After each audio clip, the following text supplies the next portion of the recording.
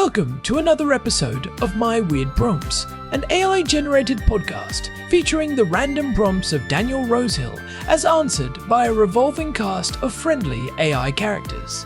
Join us for deep dives into AI, technology, and whatever other random thing Daniel finds fascinating today.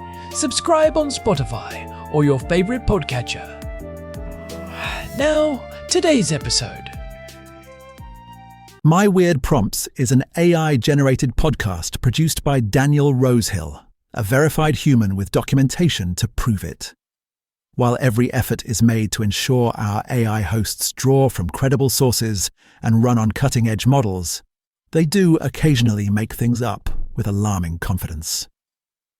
As with everything in life, and especially this podcast, treat all claims as spurious until confirmed to be not. Daniel, Herman and Corn accept no responsibility for any decisions made based on the confident ramblings of our artificial presenters. Now, today's episode. Hi there, Herman and Corn. So as I mentioned in some previous episodes, this year, 2025, that we're coming to a conclusion of, has really been the year that I've turned into a voice typist primarily and a keyboard typist secondarily. And we've talked about ASR and voice tech in a lot of episodes. And it's kind of, for me, I think I've reached the point at which I really see the value in this as like the way I want to use computers going forward. I'm looking at more esoteric stuff like voice control, which is kind of taking it to the next level. But the fundamental level that you can't really get around with this tech is microphones. And we did a very extensive deep dive into the gooseneck microphone in a previous episode. And what I'd like to do is, in this episode, I'd like to describe to you as if you were my expert microphone salesman in the microphone paradise store with every microphone under the sun. I'd like to ask you what microphone you think might come the closest to being the dream microphone that I imagine. So when you're doing dictation and you're using it all the time, there is a couple of common microphones. One is the headset. I'm not a big fan of headsets. Some are better than others. I don't disagree with the contention that you're going to get the best results from a headset for dictation because it's about how close is a microphone to your mouth fundamentally. So it's the gold standard for a reason. It's what you see people using in call centers for a reason. But I find them, even the better ones from Jabra, kind of uncomfortable and something just awkward about them, even the good ones. And the other type of microphone that you might have on your body is a lav mic or something of that nature. Lav mics are interesting. I use them a lot in video making. Their downfall is that they require a charge, and getting them, there's kind of a deficit actually, I would say, of wireless lav mics for computer use. There's tons and tons for videography and getting them into those kind of sound inputs, mixers, but something that gives out a USB. If you look for a wireless lav with a USB input, not that they don't exist, but there aren't that many of them, especially in the quality side of things. But that strikes me as actually a very nice one because, especially if it's multi-point, you can go between devices as long as it's got a good battery life and go about your day. Now, these, as I'm saying them, these are all the challenges. If a lavalier is a lav unit's compact, there's just not that much space to put in a good battery, so you tend to have that kind of a trade-off there. But that's one option that I thought about would be really great, because I do move between desk, out and about, so multi-point, being able to toggle devices is a big win for me.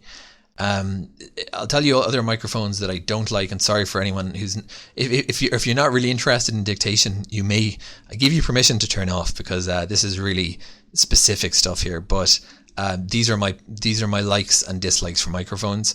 Desk microphones, goosenecks. I'm using a gooseneck now to record this. Yes, it's a gold standard for desk-bound dictation because you've got that proximity effect. Tune for voice, as we discussed previously.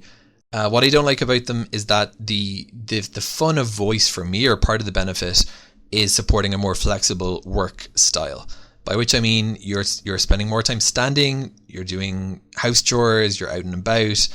And that's, of course, with desk in general, that's hard. But with microphones that require a very close address pattern, like the gooseneck, that's a downfall. Now, I'm speaking into a gooseneck here. Probably not the right microphone to be recording prompts in.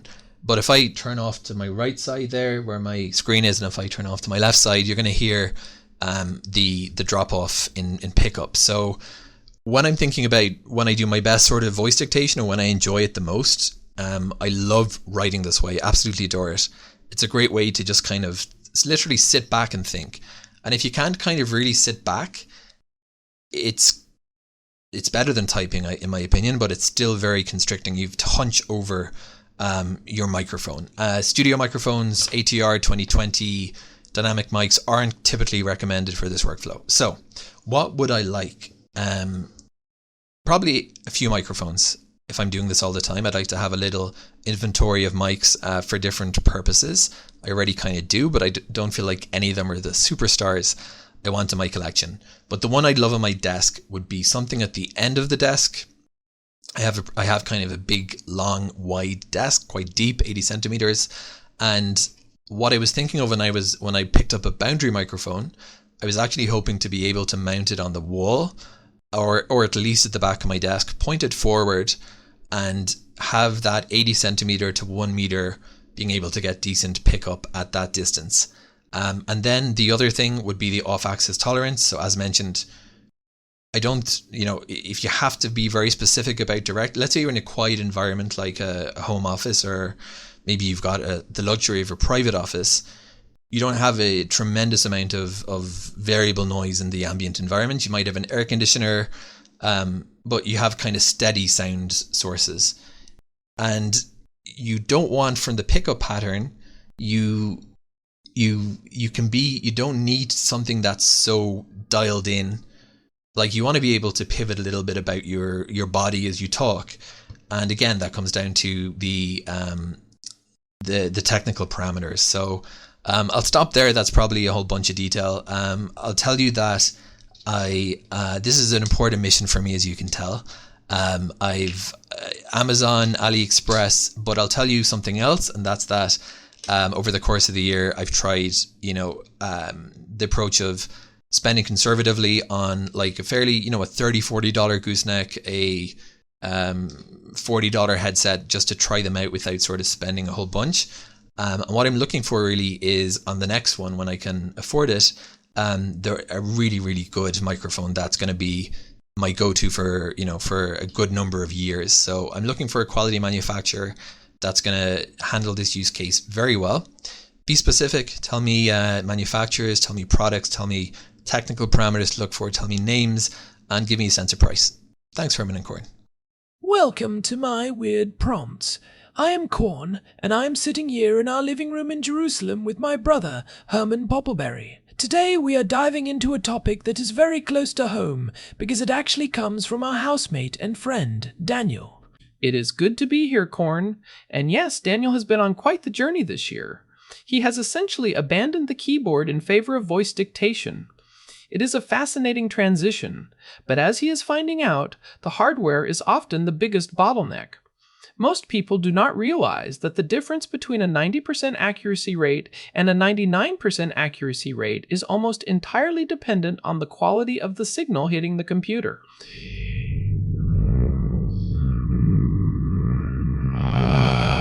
I mean, I just use the little microphone built into my laptop when I need to search for something. It seems fine to me, but Daniel's talking about typing entire documents, and even doing voice control for his whole computer. He mentioned in his prompt that he is tired of wearing headsets because they are uncomfortable, and goosenecks are too restrictive. He wants something that can sit at the back of his desk, maybe a meter away, and still catch everything he says even if he moves his head. See? That is the holy grail of audio engineering, Corn. You are asking for high sensitivity and great off-axis rejection at a distance. It is like trying to hear a whisper in a windstorm from across the room, but it is possible if you are willing to look at professional-grade equipment instead of consumer-grade plastic. Well, before you go off on one of your technical rants, let us talk about the boundary microphone idea. Daniel mentioned he was interested in those. I remember seeing one on a conference table once. It is just a flat thing that sits on the desk, right? Why would that be better than a regular microphone? A boundary microphone is actually quite brilliant for this specific use case. It is designed to be placed on a flat surface, which uses the surface itself to reflect sound into the capsule. This eliminates something called phase interference, which is what happens when sound bounces off your desk and hits the microphone a fraction of a second after the direct sound from your mouth. That interference makes your voice sound hollow or thin. A boundary mic avoids that entirely. Okay, but if it is sitting a meter away at the back of a deep desk, is it really going to pick him up clearly? I feel like it would just pick up the sound of him tapping his foot or the air conditioner. That is a valid concern. Boundary mics are often omnidirectional or hemispherical, meaning they pick up sound from a wide area. If Daniel has a noisy mechanical keyboard or a loud fan, a boundary mic might struggle. However, there are directional boundary mics like the Shure MX393 series. Those have a cardioid or even a supercardioid pattern, which means they focus more on what is directly in front of them and ignore some of the noise from the sides and back. I don't know, Herman. It still feels like a lot of money for something that just sits on the desk. How much would a professional one like that cost? For a high-quality Shure or an Audio-Technica boundary mic, you are looking at anywhere from $200 to $400, and that is just the microphone. Most of these professional units use XLR connections, not USB, so Daniel would need an audio interface to plug it into his computer. Wait. So he has to buy a microphone and a separate box just to plug it in. That sounds like a lot of clutter for a guy who wants a clean desk. Is there not a high-quality USB version? There are some, but usually, when you move into the territory of high-end dictation, you want the reliability of XLR. But hang on, I actually think a boundary mic might not be the best solution for him if he wants to move around and sit back in his chair. Why not? You just said they were brilliant. They are brilliant for staying in one spot. But the further you get from a boundary mic, the more of the room sound you get. If he is a meter away, he is going to sound like he is in a cave unless his room is perfectly treated with foam and curtains. I actually think he should be looking at a shotgun microphone. A shotgun microphone? Like the ones they use on movie sets? That seems a bit intense for a home office in Jerusalem, Herman. Are you going to suggest he hires a guy to hold a long pole over his head while he types? Do not be ridiculous, Corn. Even though I am a donkey, I have a very firm grasp on office ergonomics. You can mount a small shotgun microphone on a monitor arm or a small stand at the back of the desk. The whole point of a shotgun mic is its extreme directionality. It uses an interference tube to cancel out sound coming from the sides and focuses almost entirely on a narrow beam in front of it. So he could point it right at his face from a meter away. Exactly. A high-quality shotgun mic like the Sennheiser MKH416 is the industry standard for a reason. It has incredible reach. You could be sitting back, leaning left, leaning right, and as long as you are generally in that frontal lobe of the pickup pattern, it will hear you with incredible clarity. It ignores the computer fans, it ignores the traffic outside on the street, and it focuses on the voice.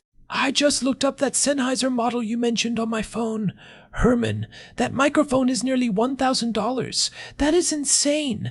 Daniel is a friend, but I do not think he wants to spend $1,000 just to avoid wearing a headset. He said he wanted to invest in a long-term, high-quality solution, Corn. If you want professional results, you have to use professional tools. But fine, if that is too much, there are other options. The Rode NTG series, like the NTG4 or the NTG5, are excellent and cost about half as much, and they have much better off-axis tolerance than the cheaper ones.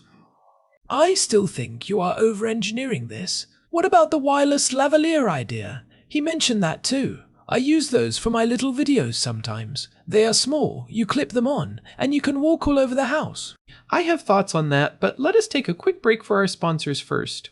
Are you tired of your voice sounding like it is coming from the bottom of a well? Do you wish people would listen to you, even when you have nothing to say? Introducing the Voice O-Matic 5000. This is not just a microphone, it is a lifestyle upgrade. Our patented cardboard resonance technology captures the raw, gritty truth of your vocal cords. It is shaped like a giant ear, so it knows exactly how to listen. Does it plug into a computer? We are not legally allowed to say. But it comes with a roll of premium masking tape for easy mounting to any surface, including your own forehead. The Voice O-Matic 5000. Because silence is overrated. Buy now. All right, thanks, Larry. That sounded questionable. Anyway, Herman, back to the wireless lavaliers. Why are you making that face? The face of skepticism, Corn. Wireless lavaliers are great for video because they are invisible, but for a dictation workflow, they are a nightmare. Daniel mentioned the battery life issue, and he is right. Most of the popular USB wireless systems like the Rode Wireless Go or the DJI mic are designed for 2-hour shoots, not an 8-hour workday. You will be halfway through an email and the mic will just die. Can you not just keep it plugged in while you use it? You can, but then it is not wireless anymore, is it? You have a wire hanging off your shirt, which defeats the whole purpose.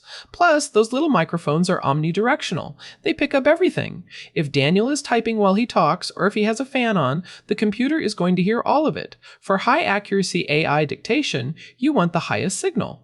To noise ratio possible. A lavalier mic sits on your chest, which is not actually the best place for clear speech.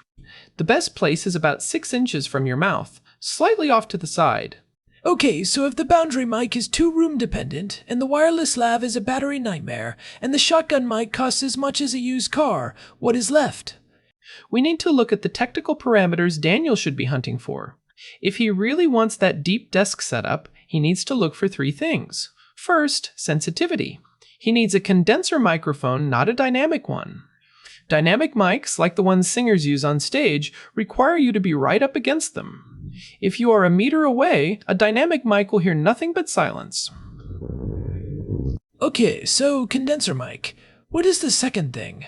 Self-noise. This is a big one that people ignore. Every microphone produces a tiny bit of internal hiss. If you are sitting a meter away, you have to turn the gain up very high on your interface to hear your voice. When you turn the gain up, you also turn up that internal hiss. If the self-noise is too high, the AI dictation software will get confused by the constant buzzing in the background. He should look for a microphone with a self-noise rating of under 10 decibels. Under 10 decibels. Got it. And the third thing?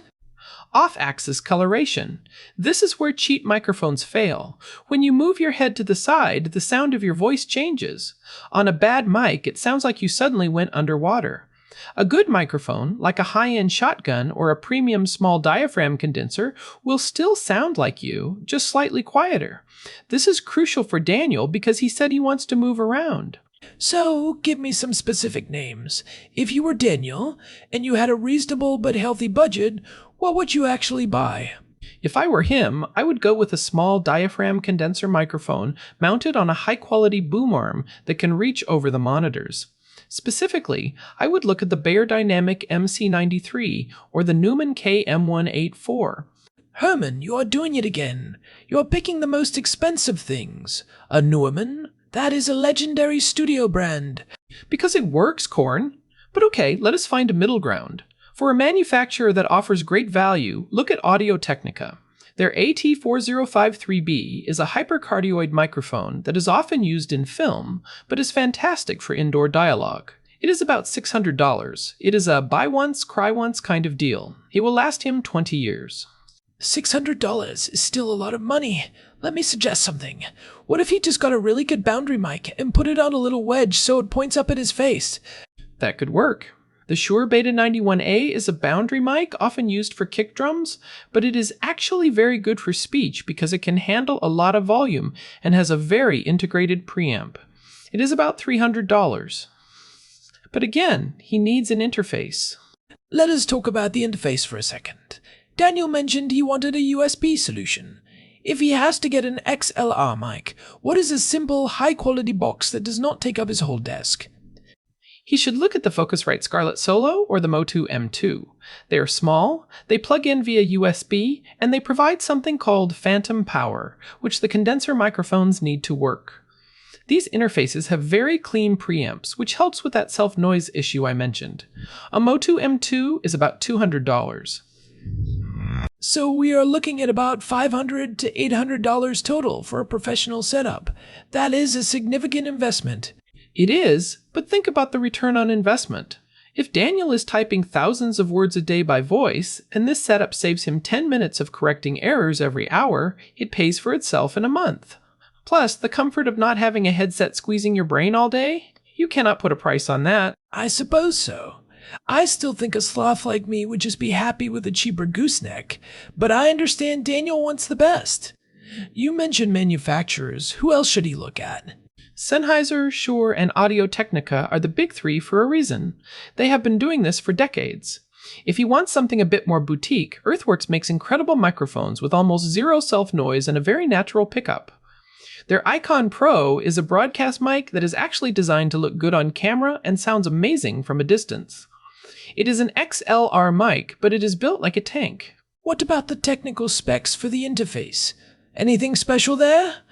Just make sure it has a high bit depth. He should be looking for 24-bit recording. Most modern interfaces do this, but some older or cheaper USB microphones are only 16-bit. For AI processing, that extra bit of data helps the software distinguish between the S and F sounds, which are very similar. Okay, let us summarize this for Daniel.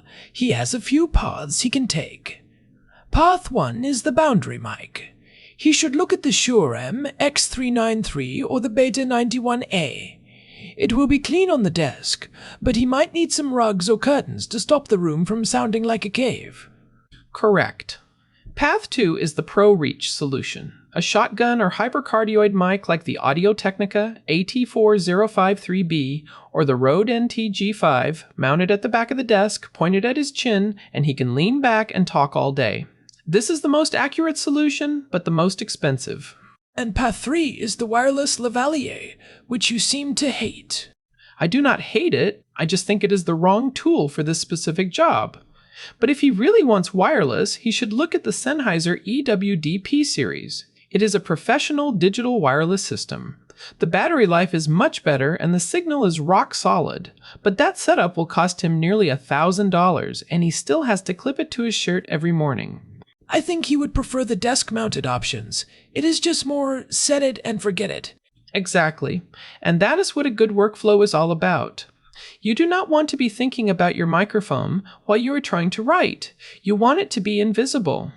So, price-wise, he should probably budget around $700 for a really good microphone and a small USB interface. Does that sound right? $700 to $800 is the sweet spot for a professional-grade, long-term solution.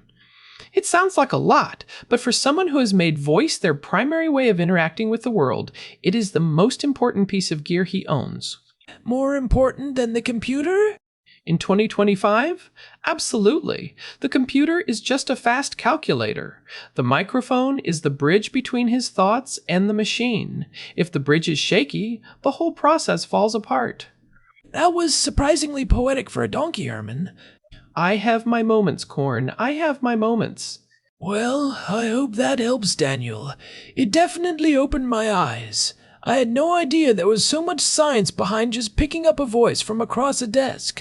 We did not even get into the proximity effect or polar pattern lobing. And we are not going to. I think Daniel has enough to chew on for now. If you are listening and you want to see more of what we do, or if you have a weird prompt of your own, you can find us on Spotify or at our website, myweirdprompts.com. We have an RSS feed for subscribers and a contact form if you want to get in touch. And remember, if you are going to do something 1,000 times a day, it is worth buying a tool that makes you happy every time you use it. Do not settle for a fuzzy headset if you can have a studio-grade shotgun mic. Spoken like a true gear nerd. Thanks for listening to My Weird Prompts. We will be back next time with more questions from our house, and hopefully some answers that do not cost $1,000. No promises, Corn. Quality costs. Goodbye, everyone. Goodbye. Ooh, why now? Thanks for listening to another episode of My Weird Prompts, an AI-generated podcast featuring Daniel Rosehill's AI prompts, as answered by a revolving cast of friendly AI characters including me, Cornelius the Sloth. Subscribe on Spotify or visit myweirdprompts.com.